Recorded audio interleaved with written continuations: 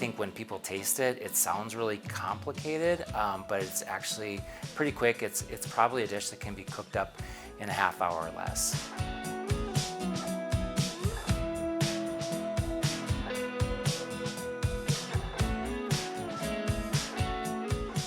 Red curry is a little spicier, and so you just gotta be careful with how much you're using if you're not used to spice, or if you don't wanna do quite that spicy. Yellow curry or green curry is a little bit more mild. The other main ingredient is coconut milk. Obviously, lots of different brands out there. The biggest difference is light versus regular. So light has fewer calories. So if you look at the back, 140 calories per serving in the regular, 60 calories per serving. Honestly, by the time it cooks down and boils down, I don't really taste much different. In terms of what you put the dish on, you could do all sorts of things. If you wanted to, you could just use plain old rice. Here's some thin rice noodles. Here's some brown rice noodles. Different sort of things. And so I'm gonna do a little bit more of a low carb keto option today. So rather than do any of these things, I'm gonna show you how to do it with cauliflower, which cauliflower is something that really pairs well with curry anyway. And then towards the end, these are just our garnishes. So we got some sriracha, we got some dry roasted peanuts. I'm gonna start by just getting the oven going. After that, we'll get our cauliflower ready.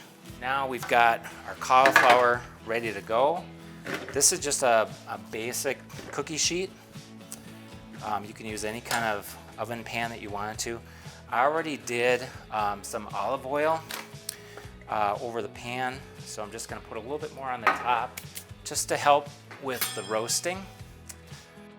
Just a tiny little bit of curry seasoning on the cauliflower itself. These onions don't really cook fully, so this is not something that you put in until the very end. I'll just get a little fresh basil just because I think it adds just a ton of flavor. I'm just using chicken breasts. You could use whole chicken breasts. You could use, this is just frozen. You could use chicken thighs. I use a lot of olive oil when I cook. If it was probably a true Asian dish, you might want to use like a sesame oil or something like that. So some of this is gonna be seared, stir-fried,